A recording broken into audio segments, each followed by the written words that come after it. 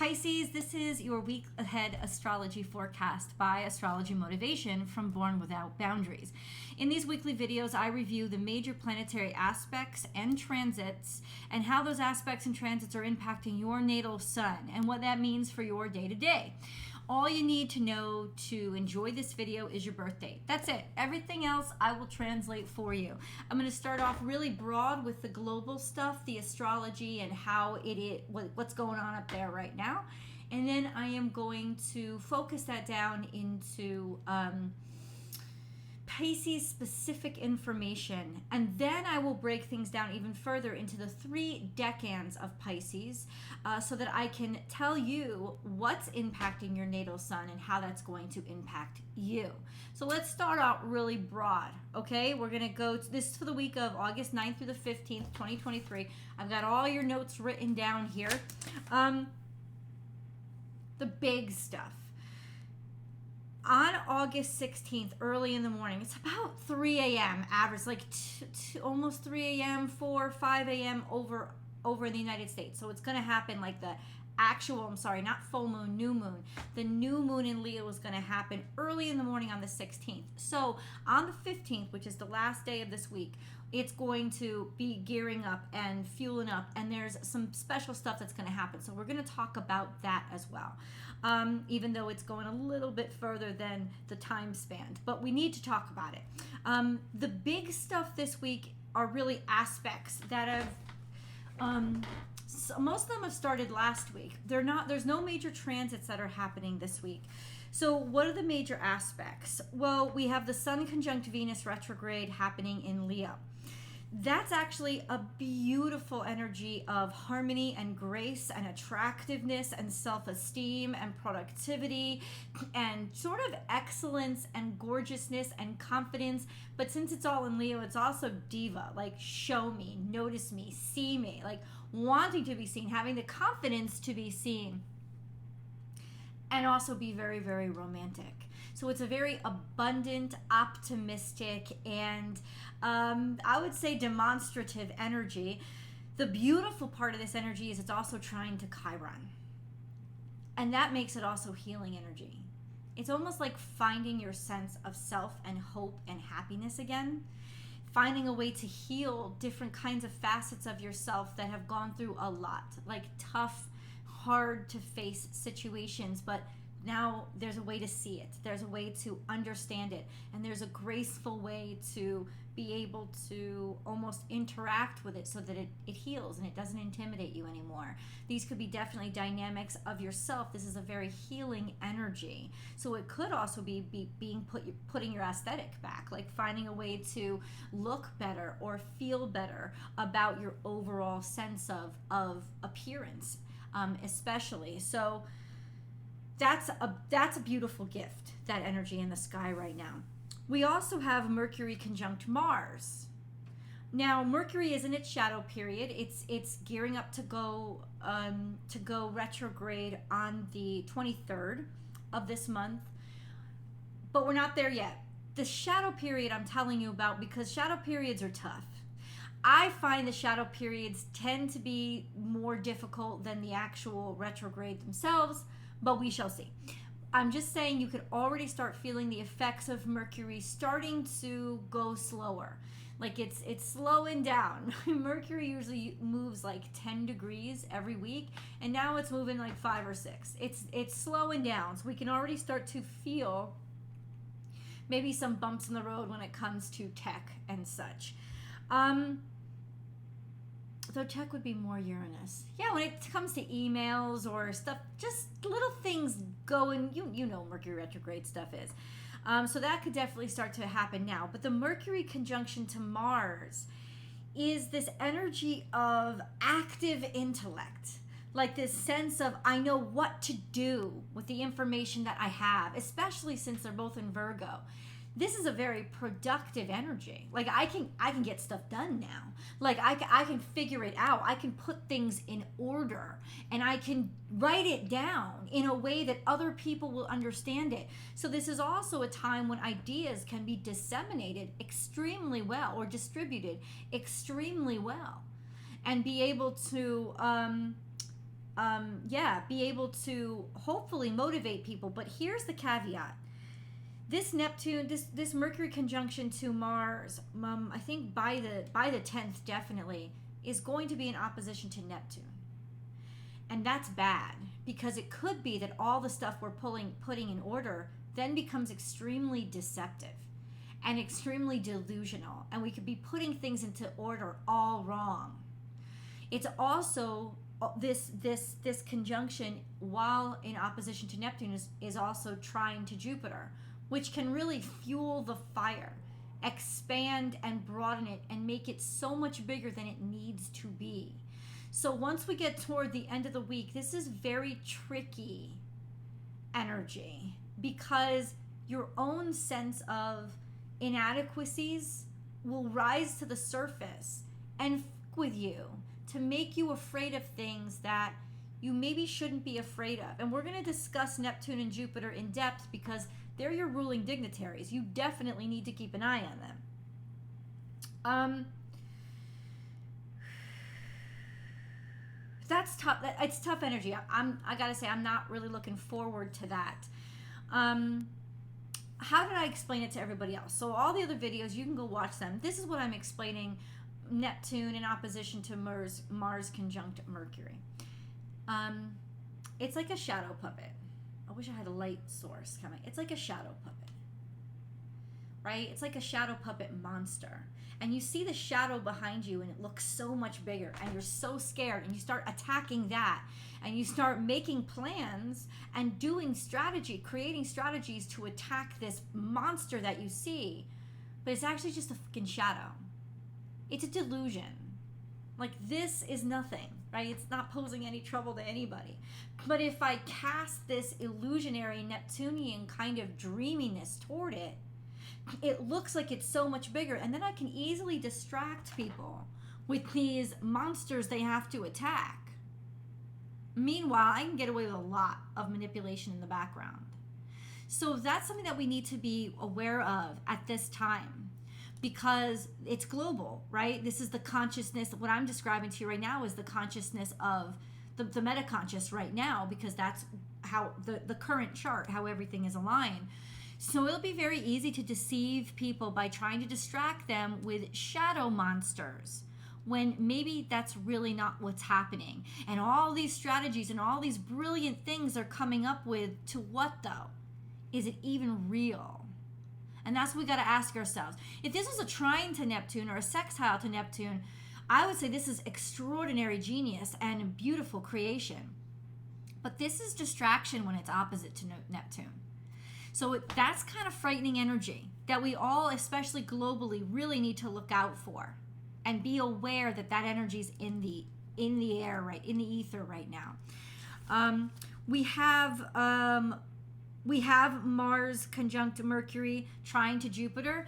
Generally speaking, that's very potent and inspirational energy. It's very productive energy. It wants to move forward. It's progress. It's progress and curiosity and openness and wanting to learn. My fear is that when it goes in opposition, the Mercury-Mars conjunction goes in opposition to Neptune, what we're learning could be very false. And how we can be expanding and growing could be based on BS. So it's something that we need to be wary of. Just an FYI. We also have Venus conjunct the Sun this whole week. So we were talking about that. But Venus conjunct the Sun is trine to Chiron and square to Uranus. What does that mean? The square to Uranus with the Venus-Sun conjunction is really wanting to shake off the normalities of who you are, and really explore and be very flamboyant, almost flamboyantly different, and be attracted to things that are flamboyantly different and strange and weird, or just rebellious, doing things a different way. But this also creates a very rebellious energy. A very rebellious energy coupled with the energy of throwing rockets at shadow creatures can really stoke a fire that's not so great, is what I'm saying globally. Not necessarily for you guys personally, but globally, that's not the best combination. But let's talk about this new moon, shall we? The new moon is happening in Leo on the 16th, early hours in the morning. I think in like New York, it's 3 a.m. Over here in Austin, it's like 4 a.m., 5 a.m. out Pacific coast. So, of course, no. We get later as we go, right? Yeah, we get earlier. So anywhere from like 2 a.m. Alaska time all the way to like 4 a.m. New York time. So all of this is very beautiful energy. The new moon itself is conjunct to Venus retrograde. It is square to Uranus and trine to Chiron. That is a beautiful energy of surprise romance, surprise attraction. You know, this could be a one-off but really fabulously romantic energy. It's kind of sweeping energy, like almost getting swept off your feet energy. It's also very healing energy. It's very harmonious. It's being easily able to connect through optimism. So this is a beautiful time for a fresh new start, especially with how you see yourself, how valuable you see yourself, what you value. Fresh start. This is really beautiful energy. So this is a lovely new moon. If we kind of focus on that, that's really beautiful. Let's go into Pisces specific energies. Now, what do I look at for Pisces specific energy? I look at your ruling dignitaries, which is Jupiter, your traditional ruler, and Neptune, your modern ruler. So we'll start with Neptune, and then we'll get to Jupiter. And then we have Pisces, what's going on in your actual zodiac sign. Let's start with that. What's going on in Pisces? So we have two major planets. We have Saturn and Neptune. And Saturn is conjuncting is in the first decan of Pisces, and Neptune is in the third decan. Saturn will move, it's retrograde now, so Saturn will move between 5 and 4 degrees Pisces, and Neptune is holding steady at 27 degrees Pisces. So Neptune is conjunct to the natal suns of those of you in the third decan of Pisces. So we'll talk about that. It's like you couldn't get more bipolar than that. Do you know what I'm saying? It's like Neptune and Saturn is all about the real, the measurable, the quantifiable, rules, laws, this, that, status quo, and planned out. And Neptune is all about dream. Anything is possible, getting lost, even delusions, illusions, nothing definable, the dark mysterious space of creativity, right? It's like no rules, no boxes, nothing, right? There's this fantasticness about it. You could not be more bipolar now. Like this is an energy of like pulling at the seams. Very, very different energies conjunct the suns of Pisces 1 and Pisces 3. Pisces 2, you're probably stuck somewhere in the middle. So what is Neptune doing? We're going to start with Neptune. Well, I already kind of told you. Neptune has a very troublesome opposition to the Mercury conjunction to Mars as of the 10th of this week. I mean, it kind of starts early on this week, but it's a very loose opposition. It's about 10 degrees, right? It doesn't really get into that 5-degree orb until around the 10th. And that's when it's going to be really intense.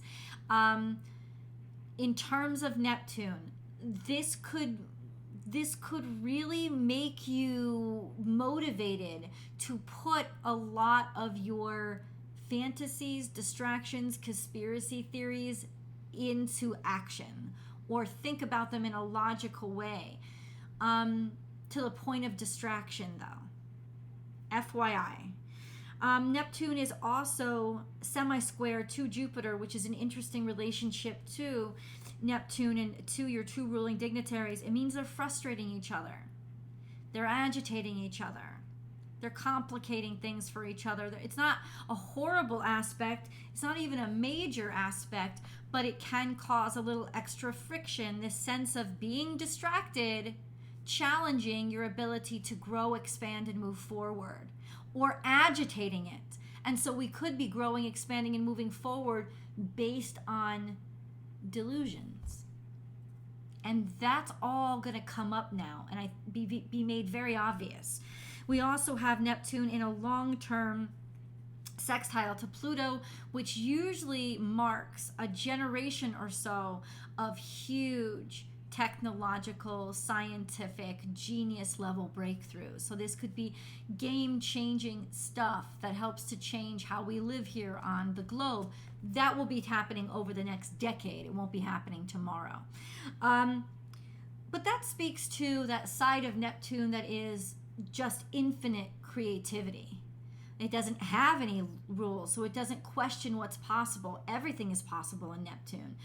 And when it gets that sort of tether to the more serious and more articulate Pluto, and Pluto is all about just changing the generations and, destruction of one to make room for another. What is going to be that game-changing discovery, creativity, or phantom that comes to be the catalyst for change? It's interesting. I've been doing a little research about it, and the past couple of times this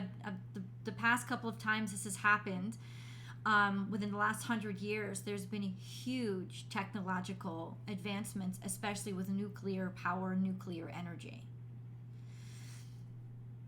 But this time around, Pluto is also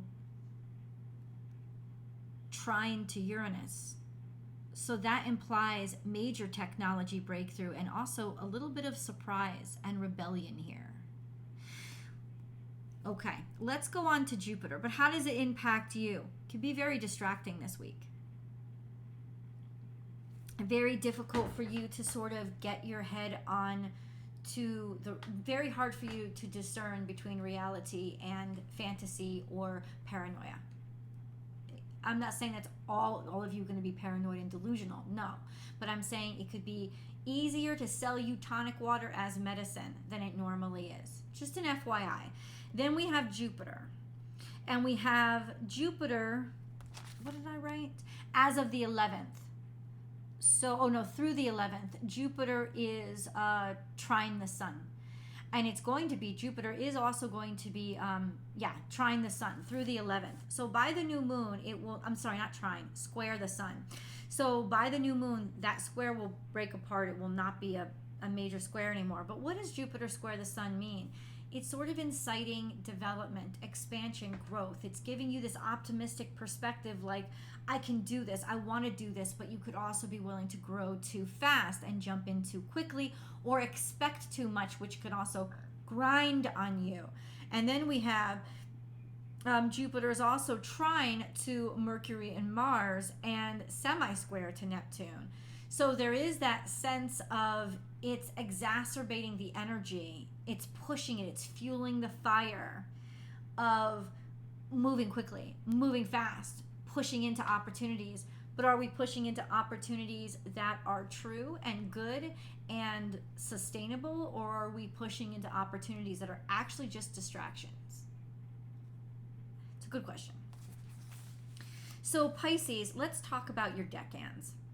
If you know that your natal sun is between 0 and 9 degrees Pisces, then it's in the first decan of Pisces, and you are Pisces 1. This correlates to Pisces birthdays in February. So anywhere from February 19th to the 29th, you would be Pisces 1s. You guys are the ones that your natal suns are conjunct to Saturn, which means you're taking things serious. You're taking life seriously. This is a mark of maturity, a sense of people taking you seriously, having more authority and practicality, and being able to put things in an order so that they become tangible. So this is a very productive energy, and we've discussed this before. This is going to be yours for the next year, up through February of next year.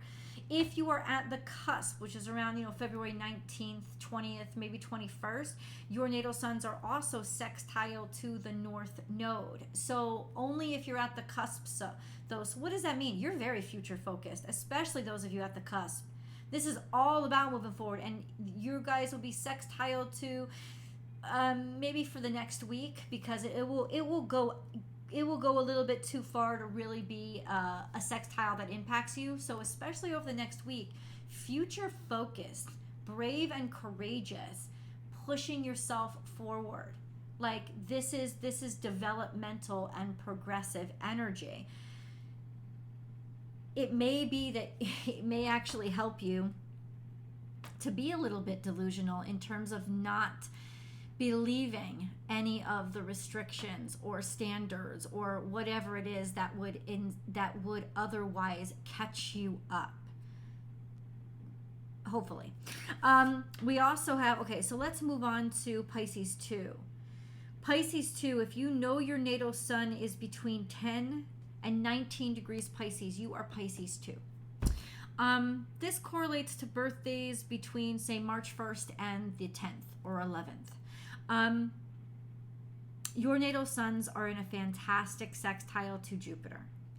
This is very beautiful energy. And so you're ready for, this is any action you take, there's luck in it. There's opportunity in it. There's optimism here.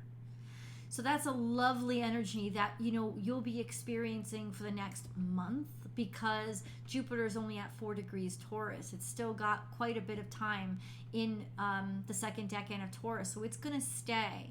So this is an actually beautiful time for you to be motivated and have the courage to go ahead and open yourself to learning, philosophy, new religions, new people, new groups, new cultures. It's a great time to travel.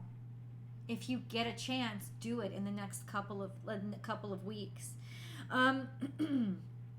This week, your natal sun is quincunx to the current sun, which can cause some impulsivity, egotism, or even a lack of self-esteem, you know, that you try to make up for with arrogance. So it is something to be aware of.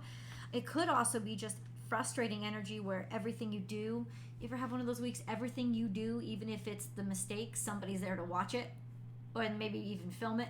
You know, that there's that sense of like frustration when it comes to everything that has a light on it this week. And then we have an opposition to the Mercury-Mars conjunction through the 11th.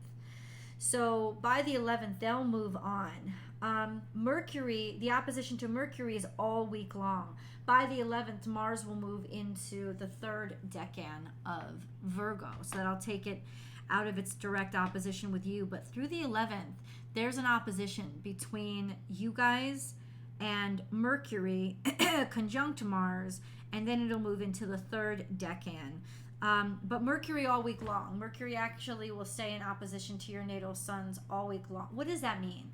This is not a good week to take action. This is not a good week to sign any important paperwork or go out on interviews or present yourself in any way or sign anything or promise anything. It's not a great time. You're going to be extremely distracted. It's just going to be difficult to wrap your head or make sense. It's going to be a little extra challenging to make sense out of your own thoughts. This could be a time when you are vulnerable to, you know, getting sold crap that you don't really need, right? That kind of thing, or buying into something that isn't real. This sort of phantasmic doesn't really have much weight to it. Easily distracted and easily confused. Now, I'm not saying this is going to mark your whole week, but know that this is the energy that you're up against. So I would suggest that if you have an important presentation or you're going into an important interview or something like that, hold off, dude. Hold off till next week. It's just better that way. And then we have on the 15th. This is a really special day. Your natal suns are going to be, so why is it special? Because before the moon is actually completely conjunct the sun, marking the new moon, it's going to conjunct Venus, and that happens on the 15th. And that's going to be quincunx your natal suns. So the energy moving into the new moon, because technically then the moon is also conjunct the sun because it's within 5 degrees of the sun. But the fact that it's in perfect conjunction with Venus and it's quincunx your natal sun, especially those of you born at 18 degrees Pisces, this is really, really, really frustrating energy. It's almost like a spur in your side that something initiates. It makes you want to initiate something or get going on something. especially with regards to romance. Maybe this is when you've realized that, you know, I gotta figure this, I gotta take action now or never kind of energy. That may not be true, but it could be how you feel. But this is a particularly romantic energy for you and frustratingly passionate energy for you. Just an FYI. That's on the 15th. Let's move on now to Pisces 3s. Pisces 3, if you know your natal sun is between 20 and 29 degrees Pisces, you are Pisces 3. That correlates to birthdays between the 12th and the 22nd of March, right up to that Aries cusp on the 20th, 21st, 22nd is usually cuspers. Your natal suns are the ones that are conjunct to Neptune. And your natal suns are the ones that are actually going to be quincunx to the new moon. So that is particularly frustrating and distracting energy that is going to come at you this week. Yeah, let's get into it. So they're conjunct Neptune, which is what they will be for quite a few years. That is actually very creative energy, beautifully creative energy, and psychic energy. So getting in touch with those aspects of yourself and learning how to trust it and really hone those skills is particularly beautiful when Neptune is conjunct your natal sun. We have a sextile to Uranus as well, which means there's opportunity to change. There's opportunities to make things different. There's opportunities to disrupt, but in a good way, in a productive way. There's opportunities to love those odd parts of yourself a lot better. Change yourself to be more unique. Discover the uniqueness in you and find more unique opportunities. This is a beautiful time for the next couple of years. I like that energy for you. But this week,